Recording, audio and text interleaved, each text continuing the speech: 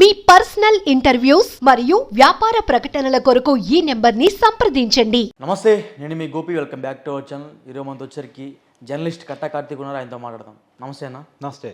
So మనం చూసుకోవచ్చు, గత 3 రోజుల క్రితం కొండా సురేఖ గారు ఒక హాట్ టాపిక్ అయితే మాట్లాడారు కేటీఆర్ మీద. అదేవిధంగా నాగార్జున, సమంత వీళ్ళ ఫ్యామిలీ మొత్తం గురించి ఒక టాపిక్ అయితే మాట్లాడారు. సో దాంట్లో నాగార్జున గారు 25 కోట్లు కేసు వేయడం జరిగింది. సో 100 కోట్లు పరువు నష్ట దావా వేస్తామని చెప్తున్నారు. సో రేపైతే కోర్టు నాగార్జున గారు హాజరు కాబోతున్నారు. సో ఎలా ఉండబోతుంది అంటారు? ఎస్, కొండా సురేఖ వర్సెస్ నాగార్జున వివాదం కొనసాగుతూ పోతుంది. సినిమా సీరియల్ లాగా కొనసాగుతూ పోతుంది. ఓకే, విషయం ఏమిటి అంటే, కొండా సురేఖ ఒక ఫైన్ డే కేటీఆర్ని విమర్శించబోయి కేటీఆర్ని విమర్శించే కోణంలో సమంత విడాకులకి కేటీఆరే కారణం అని చెప్పే క్రమంలో నాగార్జున కుటుంబాన్ని వివాదంలో లాగింది. అవును, దాని మీద సినిమా ఇండస్ట్రీ మొత్తం స్పందించారు. సమంత కూడా స్పందించింది. నా విడాకులు నా వ్యక్తిగతం, దాని రాజకీయాల్లోకి లాగొద్దు అన్నది. తర్వాత సమంతకి కొండా సురేఖ క్షమాపణ చెప్పింది. అదే సమంతకి అయితే క్షమాపణ చెప్పారు. మా పరిస్థితి ఏంటి అనేది నాగ చైతన్య, నాగార్జున యొక్క డిమాండ్. అవును, మా పరువుకి భంగం కలిగింది అని చెప్పి వాళ్ళు ఇలా కోర్టుకి అప్రోచ్ కావడం జరిగింది. 100 కోట్ల పరువు నష్టం దావా నాంపల్లి కోర్టులో వేయటం జరిగింది. ఎస్, నాంపల్లి కోర్టు వ్యక్తిగతంగా హాజరై మీ స్టేట్మెంట్ రికార్డ్ చేయాలని చెప్పేసి అనటం మేరకు రేపు నాగార్జున కోర్టుకి హాజరు కావాల్సిన పరిస్థితి ఏర్పడింది. ఓకే, అయితే ఇక్కడ మొత్తం విషయంలో మనం ఆలోచించుకోవాల్సింది ఏంటి అంటే, మొత్తంగా కొండా సురేఖ తను చేసిన వ్యాఖ్యల పట్ల తన పశ్చాత్తాపం అనేది ప్రకటించినప్పటికీ కూడా నోరు జారటం అనేటువంటిది కరెక్ట్ కాదు. అవును, దాన్ని మనం ఖండించాల్సింది. అయితే దానికి ఆమె క్షమాపణ చెప్పింది. క్షమాపణ చెప్పిన తర్వాత ఇంకా వివాదాలు ఎందుకు కొనసాగిస్తున్నారు? తన వెనుకాల రాజకీయ కారణాలు ఉన్నాయా, కోణాలు ఉన్నాయా? దీంట్లో కొన్ని విషయాలు ఉన్నాయి. ఏంటి ఆ విషయాలు అంటే, అసలు విషయాలు దాయటానికి ప్రయత్నం జరుగుతుంది. ఏంటి ఆ విషయాలు? ఒకటి, సమంతకి ఎందుకు చేనేత బ్రాండ్ అంబాసిడర్ కేటీఆర్ ఇచ్చారు? ఓకే, సరే, వ్యక్తిగత అంశాలు, వ్యక్తిగత సంబంధాలు మనకు అవసరం లేదు అవి. కానీ సమంతకి ప్రభుత్వ పదవిని ఇచ్చారుగా, అవును, అది ఎందుకు ఇచ్చారు అన్నదానికి సమాధానం రావాలి కదా. సెలబ్రిటీ కాబట్టి ఇచ్చారు, తను ప్రమోట్ చేయగలిగింది కాబట్టి ఇచ్చారు అనేది నిజం అనుకుందాం. ఒకవేళ ప్రమోట్ చేయగలిగింది కాబట్టి ఇచ్చారు అంటే దానికి ఒక మార్గదర్శకాలు, కొన్ని నియమాలు అంటూ ఉండాలి కదా. తను తెలంగాణ గడ్డ మీద పుట్టిన వ్యక్తి కాదు, తెలంగాణ గురించి అవగాహన ఉన్న వ్యక్తి కాదు, తెలంగాణ ఉద్యమంతో ఎలాంటి సంబంధం లేదు. సరే పోనీ చేనేత రంగంతో సంబంధం ఉన్న వ్యక్తి కాదు, చేనేత గురించి ఆమెకు తెలియదు. నాకు తెలిసి గతంలో ఎప్పుడు ఆమె చేనేతను ధరించిన వ్యక్తి కాదు, చేనేత రంగం కష్టాలు నష్టాల గురించి ఆమెకు తెలిసిన వ్యక్తి కాదు. అయినా సరే సెలబ్రిటీగా ఉంటే చేనేత రంగం ప్రమోట్ అవుతుంది కాబట్టి ఇచ్చారు, అదే నిజం అనుకుందాం. ఒకవేళ అదే నిజం అయ్యి ఉంటే ఆ తర్వాత కూడా అంతే సెలబ్రిటీకి ఆ పదవి ఇవ్వాలిగా. సమంత తర్వాత అంతే స్థాయి ఉన్న సెలబ్రిటీకి చేనేత బ్రాండ్ అంబాసిడర్ ఎవరికి ఇచ్చారు? ఎవరికి ఇవ్వలేదుగా.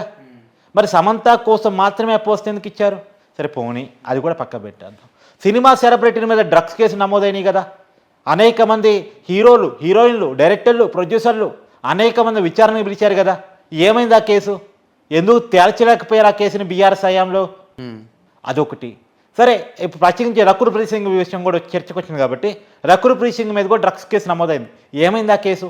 ఎడిపోయింది ఆ కేసు? సో వీటన్నిటికీ సమాధానాలు రాకుండా ఇష్యూని కొండా సురేఖ ఏదో నాగార్జున కుటుంబం గురించి వ్యక్తిగతంగా మాట్లాడింది, అది తప్పు కాబట్టి ఆయన పరువు నష్టం దావా వేశాడు. ఈ చర్చను ఇటువైపు మలచడం కోసం మాత్రమే పరువు నష్టం దావా కేసు వేసినట్టు కనపడుతూ ఉంది. అయితే వాస్తవంగా పరువు నష్టం దావా కేసులు ఈ మధ్య త్వరితగతిన తీర్పులు వస్తున్నాయి. అవును, ఈ రాహుల్ గాంధీ సైతం తన సభ్యత్వానికి కోల్పోవాల్సిన పరిస్థితి ఏర్పడింది. మోడీని ఏదో వ్యక్తిగతంగా తిట్టాడితే, ఆ మోడీ అనే ఇంటి పేరున్న వాళ్ళు ఎవరో గుజరాత్లో అతను కేసేస్తే, ఆ కేసులో రాహుల్ గాంధీ తన లోక్సభ సభ్యత్వానికి కోల్పోవాల్సిన పరిస్థితి ఏర్పడింది. అవును, జైలు పాలు కావాల్సిన పరిస్థితి ఏర్పడింది. తర్వాత స్టే తెచ్చుకున్నాడు, అది వేరే విషయం. కానీ అయితే పరువు నష్టం కేసులు జీవితాలను బగ్గుపాలు చేస్తున్నాయని గత అనేక ఉదాహరణలు చెప్తున్నాయి. మరి ఈ పరువు నష్టం దావా కేసు కొండా సురేఖ జీవితాన్ని ఆయన బగ్గుపాలు చేస్తుందా? ఆ మంత్రి పదవిని ఆయన ఊస్టింగ్ చేస్తుందా? చూడాల్సిన పరిస్థితి కనపడతాం. అంటే నిజంగా నాగార్జున గారు 100 కోట్లు డిమాండ్ చేస్తున్నారు కదా. సో కొండా సురేఖ ఇచ్చే అర్హత, అంటే లైక్ ఇచ్చే దమ్ముందంటారు కొండా సురేఖకి 100 కోట్లు? 100 కోట్లు అనేది ఈయన అడిగినా సరే కోర్టు చెప్పదు. కోర్టు కొండా సురేఖ ఆస్తిపాస్తులు అంతా ఆమె ఏమేమి కోగలదు అంటే, ఇప్పుడు పరువుకి డబ్బు ఎట్ట కడతావు అంటే 100 కోట్లు ఇస్తే నాగార్జున గారి పరువు నిలబడ్డట అంటే నెక్స్ట్ ఇంక వేరే వాళ్ళు మాట్లాడరు కదా అలాగా. అంటే దాని కోర్టు ఒక కారణంగా చూసి ఎంతో కొంత ఫైన్ అయితే విధిస్తుంది, లేదా క్షమాపణ ఒప్పుకొని ఈ కేసును కొట్టేస్తుంది. ఏ మేరకు కొండా సురేఖకి శిక్ష వేస్తారని చూడాలి. ఎందుకంటే తనైతే క్షమాపణ చెప్పడానికి రెడీగానే ఉంది, చెప్పేసింది కూడా కొండా సురేఖ. నాగార్జున దాన్ని యాక్సెప్ట్ చేయట్లేదు. నాగార్జున దాన్ని యాక్సెప్ట్ చేయట్లేదు. సరే చూడాలి రాబోయే కాలంలో ఈ వివాదం ఎక్కడి వరకు కొనసాగుతుంది ఏంటి అనేది. కానీ ఈ మొత్తం ఇష్యూలో అసలు ఇష్యూస్ సైడ్ ట్రాక్ అవుతున్నాయని నా బాధ.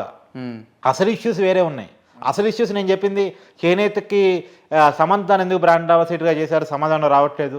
డ్రగ్స్ కేసు ఏమైంది, సమాధానం రావట్లేదు. తర్వాత సినిమా వాళ్ళు ఇష్టారాజ్యంగా చేస్తే అది కరెక్టా అనేటువంటి దానికి సమాధానం రావట్లేదు.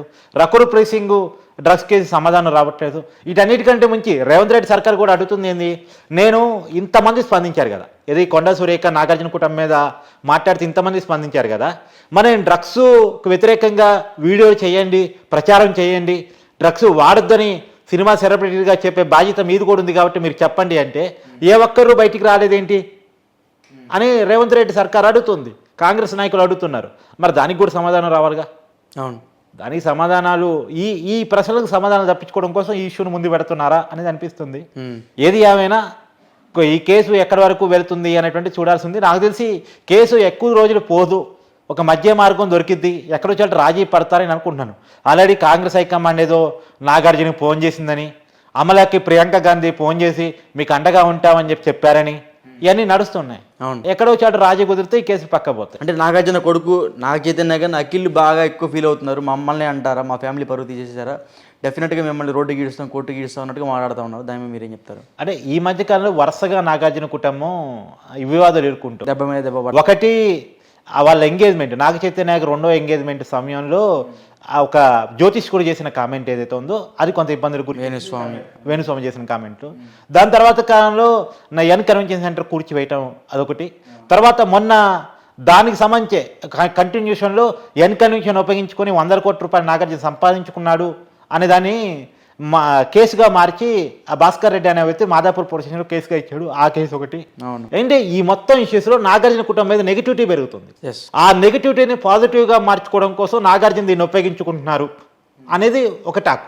ఓకే, ఎందుకంటే ఇప్పుడు బాగా జనాల్లో నెగిటివ్ పోతుంది నాగార్జున కుటుంబం మీద, ఏదో 100 కోట్లు సంపాదించుకున్నాడు, ఎన్నికన్షన్ కట్టాడు.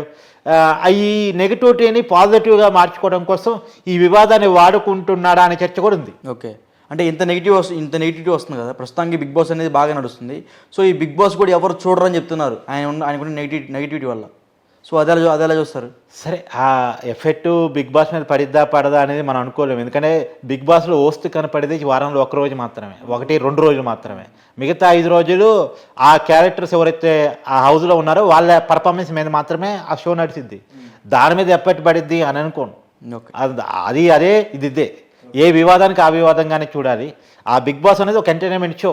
ఎంటర్టైన్ కావాలనుకున్న వాళ్ళు ఆ కంటెంట్ని ఇష్టపడే వాళ్ళు దాన్ని చూస్తూ ఉంటారు. దానికి నాగార్జున సోషల్గా డిఫేమ్ అవడానికి సంబంధం ఉండకపోవచ్చు నా ఉద్దేశం ప్రకారం. ఓకే, థ్యాంక్ యూ అన్న.